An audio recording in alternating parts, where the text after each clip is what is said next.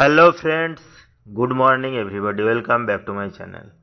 আশা করি সবাই ভালো আছো। আজকে আমরা আবারও মাধ্যমিকের সেকেন্ড অধ্যায়ের অর্থাৎ চ্যাপ্টার ওয়াইজ যে সাজেশান এপিসোড 1 হয়েছিল তার নেক্সট এপিসোড 2 আজকে আলোচনা হবে, অর্থাৎ সেকেন্ড যে অধ্যায় গ্যাসের আচরণ। তো এবছর মাধ্যমিকে গ্যাসের আচরণ থেকে যে কোশ্চেনগুলো খুবই ইম্পর্ট্যান্ট সেগুলো আজকে এখানে বলবো।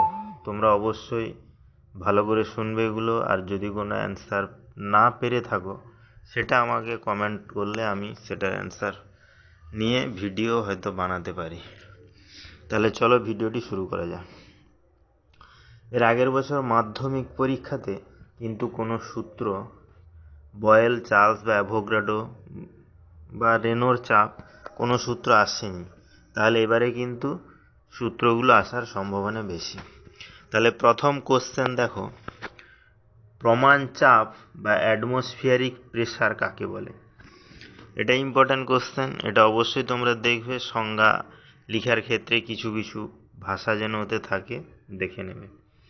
নেক্সট দেখো, এখান থেকে শর্ট কোশ্চেন আছে যেটা, এক অ্যাটমসফিয়ার সমান কত ডাইন পার বর্গ সেমি। নেক্সট দেখো, এক অ্যাটমসফিয়ার সমান কত পাস্কাল অর্থাৎ নিউটন পার মিটার স্কোয়ার। এটা একটা মান আছে, তোমরা অবশ্যই সেটা প্র্যাকটিস করে নেবে। এক অ্যাটমসফিয়ার সমান 1.01325 ইন্টু 10⁶ ডাইন পার বর্গ সেমি হলে, আর যদি পাস্কাল হয় তাহলে কত হবে, 1 atmosphere is equal to 1.01325 into 10⁵ Pascal বা নিউটন পার মিটার স্কোয়ার। ওকে। নেক্সট দেখো, গ্যাসের চাপ মাপার যন্ত্রের নাম কি? এটা শর্ট কোশ্চেন, সবাই জানো, ম্যানোমিটার। নেক্সট দেখো, বয়েলের সূত্রটি বিবৃত করো। বয়েলের সূত্র ভালো করে প্র্যাকটিস করবে নিজেরা। নেক্সট দেখো, বয়েলের সূত্রে ধ্রুবক রাশি দুটি কি কি? বয়েলের সূত্রে ধ্রুবক রাশি দুটি কি কি? একটি হলো গ্যাসের ভর এবং আরেকটি হলো কি গ্যাসের উষ্ণতা। ওকে, তাহলে এটা শর্ট কোশ্চেন আসতে পারে। নেক্সট দেখো, যে দুটো কোশ্চেন নিচে লেখা আছে এই দুটো কিন্তু এবারের জন্য খুবই ব্যাখ্যা করো, ইম্পর্টেন্ট কোশ্চেন। কি আছে দেখো, বেলুন ফোলানোর সময় বয়েলের সূত্র লঙ্ঘিত হয়, ব্যাখ্যা করো। অর্থাৎ আমরা যখন বেলুনকে ফুঁ দিয়ে বা পাম্পার দিয়ে বা হাওয়া ভর্তি করে ফোলাতে চেষ্টা করি তখন সেখানে কি বয়েলের সূত্র মেনে চলে? এটার অ্যান্সার কি হবে, ব্যাখ্যা করো, মানে তোমাকে 3-4 লাইন লিখতে হবে। কি হবে না, বয়েলের সূত্রের ক্ষেত্রে আমরা জানি কি না, গ্যাসের ভর এবং গ্যাসের উষ্ণতা স্থির থাকে, কিন্তু বেলুন ফোলানোর সময় বেলুনের আয়তন বৃদ্ধি পায়, অর্থাৎ তাতে বায়ু ঢোকানো হয়, মানে কি বায়ুর কিছু পরিমাণ ভর আছে, মানে ভর চেঞ্জ হয়ে যাচ্ছে, এবং বেলুনের ভিতরে গ্যাসের বা হাওয়ার বায়ুর উষ্ণতাও কি হয়, বৃদ্ধি পেতে থাকে।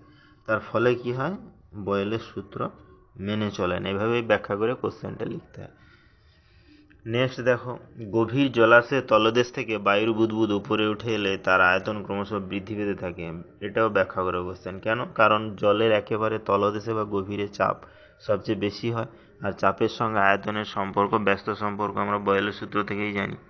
তাহলে জলের তলদেশে বায়ুর বুদবুদটা যখন অবস্থিত তখন তার আয়তন কি হবে, কম হবে, কিন্তু যত উপরের দিকে উঠে আসবে তত চাপ কমতে থাকায় তার আয়তন কি হবে, বৃদ্ধি পেতে থাকবে। ওকে। নেক্সট দেখো, চার্লসের সূত্রটি বিবৃত করো। নেক্সট দেখো, চার্লসের সূত্রে ধ্রুবক রাশি দুটি কি কি? এটা তাহলে কি হবে, একটা গ্যাসের ভর এবং আর একটা কি হবে, গ্যাসের চাপ। ওকে। নেক্সট দেখো, বয়েল ও চার্লস উভয় সূত্রে ধ্রুবক রাশি কোনটি? অর্থাৎ এমন একটি রাশির নাম বলে যেটি বয়েলের সূত্রেও ধ্রুবক থাকে এবং চার্লসের সূত্রেও ধ্রুবক থাকে, তাহলে সেটির অ্যান্সার কি হবে, গ্যাসের ভর। ওকে। নেক্সট দেখো, চার্লসের সূত্র থেকে পরম শূন্য উষ্ণতার ধারণ দাও। এটা এবছরের জন্য কিন্তু খুবই ইম্পর্ট্যান্ট কোশ্চেন, প্রমাণ করে দেখাতে হবে তোমাকে। ওকে, বাস।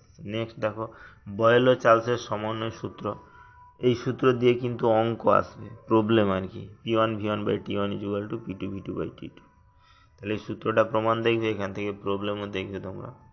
নেক্সট দেখো অ্যাভোগাড্রো সূত্র বিবৃত করো। অ্যাভোগাড্রো সূত্রটা বিবৃত করবে যে এনটিপি বা এসটিপিতে যে কোনো গ্যাসের সমান আয়তন সকল চাপে সমান সংখ্যক অণু থাকে। ওকে, নেক্সট দেখো এনটিপি বা এসটিপিতে এক অণু পরিমাণ সকল গ্যাসের আয়তন কত, এটা কত হবে 22.4 লিটার। তারপর দেখো গেলুসাকের গ্যাস আয়তন সূত্র দেখবে। নেক্সট দেখো শুষ্ক বায়ুর তুলনায় আর্দ্র বায়ু হালকা হয়, ব্যাখ্যা করো। এটা থেকে শর্ট কোশ্চেন আসতে পারে যে শুষ্ক বায়ুর তুলনায় আর্দ্র বায়ু হালকা না ভারী, আর এটা যেটা দেওয়া আছে ব্যাখ্যা করো, অর্থাৎ তোমাকে ব্যাখ্যা করে বুঝিয়ে দিতে হবে যে কেন হালকা হচ্ছে। ওকে, নেক্সট দেখো আদর্শ গ্যাসের অবস্থার সমীকরণ আছে, আমি এখানে লিখতে ভুলে গিয়েছি, তোমরা দেখে নেবে সেখান থেকে। তাহলে সে সমীকরণটা কি, পিভি সমান এনআরটি। ওকে, সেখানে দেখো আর আছে, আর কে আমরা কি বলি, সার্বজনীন গ্যাস ধ্রুবক। তাহলে সার্বজনীন গ্যাস ধ্রুবকের সিজিএস পদ্ধতিতে মান, এসআই পদ্ধতিতে মান, এবং এটা মাত্রা হবে। ওকে, এটা কি হবে, মাত্রা, এবং মাত্রা লিখো। তাহলে সার্বজনীন গ্যাস ধ্রুবক আর এর সিজিএস পদ্ধতিতে মান কত, মান বললে মান ও একক দুটি লিখতে হবে তোমাকে। মান কত, তাহলে 8.314 ইন্টু 10⁻7 আর মোল -1 K-1, এটা সিজিএস পদ্ধতিতে মান। আর এসআই পদ্ধতিতে 8.314 জুল মোল -1 K-1, এটা এসআই পদ্ধতিতে মান। আর এর মাত্রাটা এবার দেখে রাখবে, ইম্পর্টেন্ট আসতে পারে। সার্বজনীন গ্যাস ধ্রুবক আর এর মাত্রা কি, ml2 t-2 n-1 θ-1, মাত্রাটা কি ml2 t-2 n-1 θ-1। ওকে, সার্বজনীন গ্যাস ধ্রুবক আর এর মাত্রা। নেক্সট দেখো আদর্শ গ্যাস ও বাস্তব গ্যাস, অর্থাৎ আদর্শ গ্যাস কাকে বলে, বাস্তব গ্যাস কাকে বলে, এদের উদাহরণ এবং শর্ত। ওকে, তাহলে ভিডিওটি এখানেই শেষ হলো। নেক্সটে আমরা 3 নম্বর অধ্যায় থেকে আবার এবছরের যে সাজেস্টিভ টাইপের কোশ্চেন চ্যাপ্টার ওয়াইজ, সেটা এপিসোড 3-তে আলোচনা করব। তাহলে তোমরা অবশ্যই এগুলো ভালো করে দেখবে। এবার এবছরের জন্য কিন্তু 3টে সূত্র, বয়েল, চার্লস এবং অ্যাভোগাড্রো, এই 3টে সূত্রের মধ্যে যে কোনো একটা সূত্র আসার সম্ভাবনা সবচেয়ে বেশি। Thank you.